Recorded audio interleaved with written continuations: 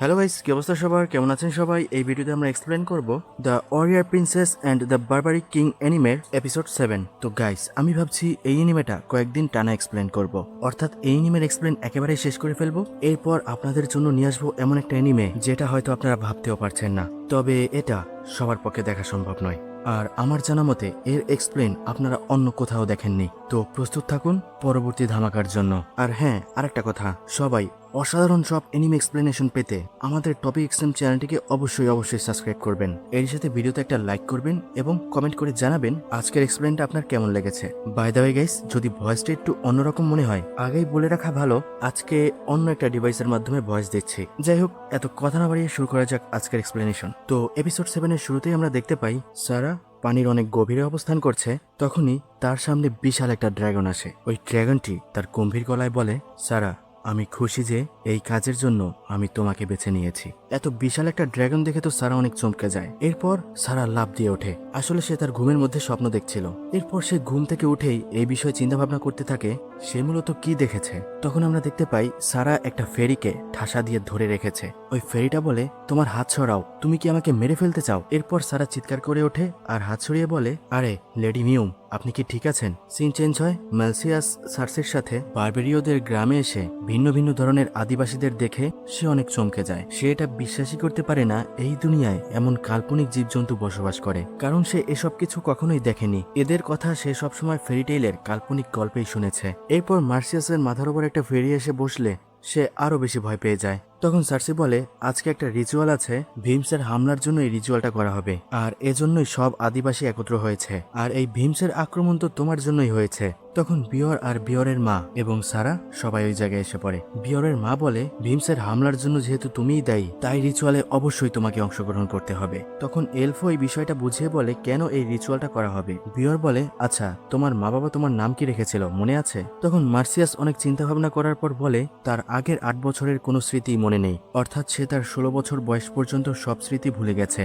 তখন বিয়র বলে, ওই ব্লাইট তার 16 বছরের স্মৃতি খেয়ে ফেলেছে, তার ভাগ্য ভালো যে সে শুধু স্মৃতিই খেয়েছে, তাকে খেয়ে ফেলেনি। এলফো বলে, হ্যাঁ, তার বাচ্চাটা একটা চমৎকার ছিল, আমরা কেউই ভাবিনি সে ওই অবস্থা থেকে বেঁচে ফিরতে পারবে। সার্সি বলে, ওইভাবে চার্চের গোলাম হয়ে বেঁচে থাকার চেয়ে সব স্মৃতি ভুলে যাওয়াই ভালো। এসব কথা শুনে মার্সিয়াস অনেক রেগে যায়। সে বলে, তোমার এত বড় স্পর্ধা, তুমি চার্চের বিষয়ে এভাবে কথা বলো? তখন সার্সি তাকে আরো বেশি অপমান করতে থাকে। সে বলে, আমি কাকে কি বলছি, তোমার মাথায় তো গোবর ছাড়া আর কিছুই নেই। এতে মার্সিয়াস রেগে গিয়ে সার্সির সাথে চুলাচুলি শুরু করে, মারামারি করে। এটা দেখে বিয়রের মা মজা নিতে থাকে। তাদের ফাইটের এক পর্যায়ে সার্সি মার্সিয়াসের উপরে বসে মারতে শুরু করে।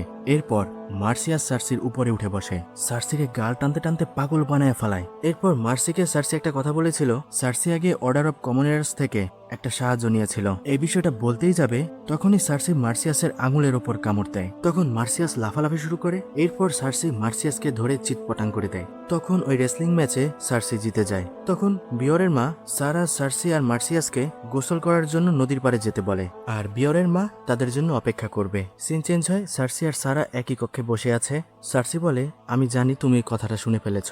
হ্যাঁ, আমিও ইলড্রেন থেকেই 6 বছর আগে আমি ইস্টার্ন কাল্টিভেশন কর্পসে যুক্ত ছিলাম। তো গাইস, এই ইস্টার্ন কাল্টিভেশন কর্পস এটা আসলে কেমন ধরনের সেনাদল এনিমিতে এই বিষয়টা পরিষ্কার করে বলা হয়নি, হয়তো পরে কখনো আমরা জানতে পারবো। তখন সারা বলে, ও আচ্ছা, তো এখন আমি বুঝতে পারছি তুমি আমাকে একজন যোদ্ধার পরিবর্তে নাইট কেন বলেছিলে। আর এছাড়াও আমি মনে করি তুমি যখন আমাকে আর্মার পরিয়েছিলে ঠিকভাবে পড়াতে পারোনি, কারণ ওইটা তোমার কাজ নয়। তখন সার্সি বলে, এই বিষয়ে আর কোনো কথা বলো না। তো গাইস, এই বিষয়ে কথা বলতে মানা করলো, কারণ হয়তো এটা সিজন 2 এ বিস্তারিত দেখানো হবে। যাই হোক, এরপর সার্সি আর সারা তাদের মধ্যে এসব বিষয় নিয়ে আলোচনা করতে থাকে। আর সার্সি বলে তার ওই দেশে ফিরে যাওয়ার কোনো ইচ্ছা নেই, সে সবসময় মাস্টার বিয়রের কাছেই থাকতে চায়, তার সেবায় নিয়োজিত থাকতে চায়। এরপর তাদের কথার এক পর্যায়ে সিন চেঞ্জ হয়, তারা তিনজন ওই জঙ্গলের পথ দিয়ে হেঁটে যাচ্ছে গোসল করার জন্য।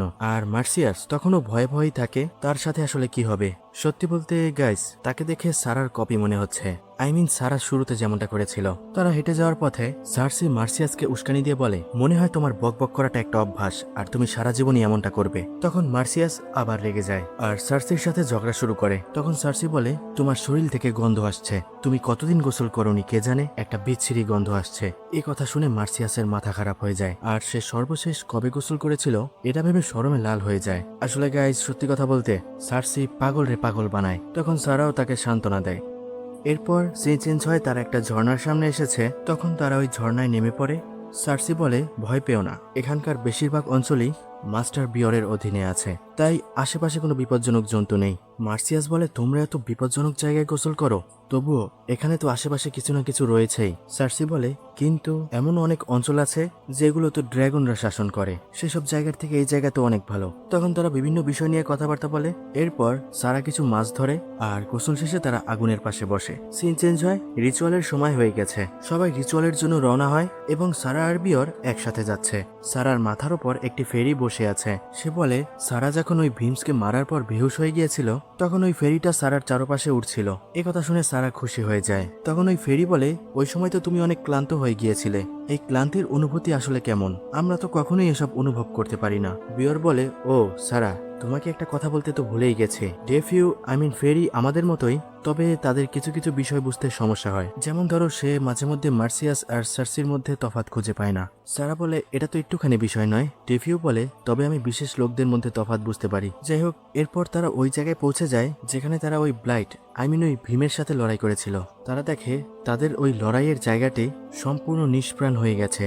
সেখানে গাছপালা, প্রকৃতি, সবুজের কোনো অস্তিত্ব নেই। এই বিষয়টা দেখে মার্সিয়াস চমকে যায়। তখন বিয়র সারাকে এটা খুলে বলে, আসলে ভিমস অথবা ব্লাইটের সাথে যেখানে লড়াই হয় সেই জায়গাটা সম্পূর্ণ দূষিত হয়ে যায়। সেখানে প্রকৃতির কোনো অস্তিত্ব থাকে না, আর জীবের জীবনী শক্তি কখনো ফিরে আসে না, তবে প্রকৃতির জীবনী শক্তি ফিরে আসে। জীবের জীবনী শক্তি ফিরে না আসার কারণে প্রকৃতির এমন অবস্থা হয়। আর এই বিষয়টা এলফ বিয়রকে অনেক বছর আগে বলেছিল। তখন সারা ভাবে, এখন এই কথাটা শুনে ভুল কিছু মনে হচ্ছে না।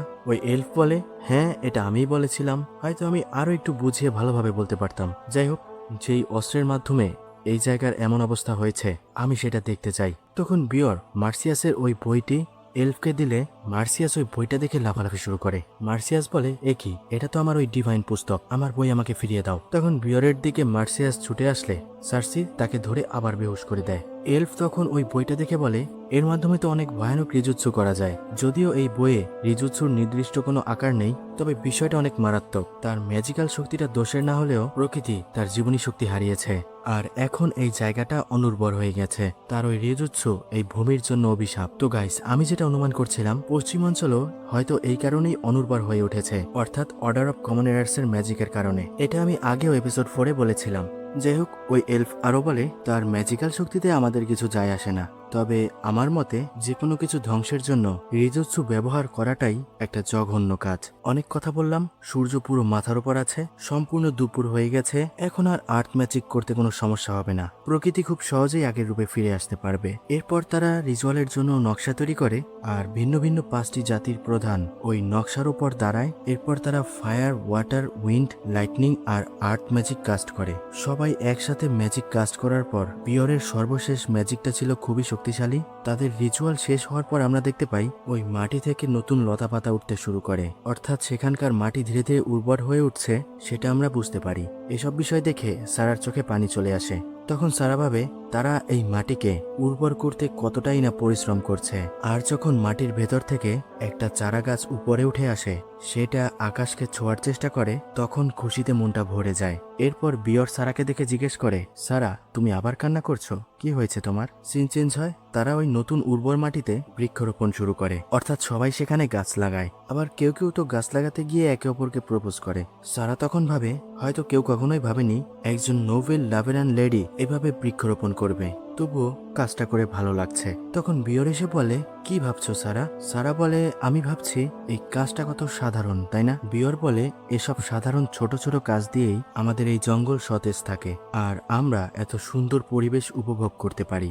আর আমরা এই ছোট ছোট কাজগুলো না করলে এই জঙ্গলটা একসময় হারিয়ে যাবে। আর সারা, তোমার এমন ধরনের চিন্তা ভাবনা মোটেও ঠিক নয়, আর এভাবে ভবিষ্যতে যারা আসবে তারা বিপদে পড়বে, তাদের জীবন আরো কষ্টকর হয়ে উঠবে। আর আমরা যদি শুধু স্বার্থপর হয়ে নিজেদের কথাই ভাবি, তাহলে কখনোই সুখে থাকতে পারবো না, আর এটা কখনোই জীবনযাপনের নিয়ম হতে পারে না। তখন তাদের মধ্যে ওই এলফ এসে পড়ে। সেও বলে, ওই ম্যাজিকের মাধ্যমে প্রকৃতির জীবনী শক্তিকে শুষে নেয়। তখন প্রতিশোধের জন্য প্রকৃতি যে ম্যাজিক করেছে তার ইচ্ছা শক্তি আর স্মৃতিকে শুষে নেয়। সারা বলে, তার মানে প্রকৃতি এভাবে প্রতিশোধ নেয়? এটা তো প্রকৃতির কঠোর একটা নিয়ম। এলফ বলে, হ্যাঁ আসলেই অনেক কঠোর। এতে ম্যাজিশিয়ানের ম্যাজিক করার ক্ষমতা এবং তার স্মৃতি সবকিছুই হারিয়ে যায়। সারা বলে, তার মানে মার্সিয়াস এই কারণেই তার 16 বছরের স্মৃতি হারিয়ে ফেলেছে? এলফ বলে, হ্যাঁ তার সম্পূর্ণ স্মৃতি হারিয়ে যাওয়ার কথা, তবে কিছু কিছু ক্ষেত্রে এর ব্যতিক্রম হয়, অর্থাৎ সম্পূর্ণ স্মৃতি নিয়ে নেওয়া হয় না। এক্ষেত্রে এটা প্রকৃতি থেকে তার উপর আশীর্বাদও বলা যায়, কারণ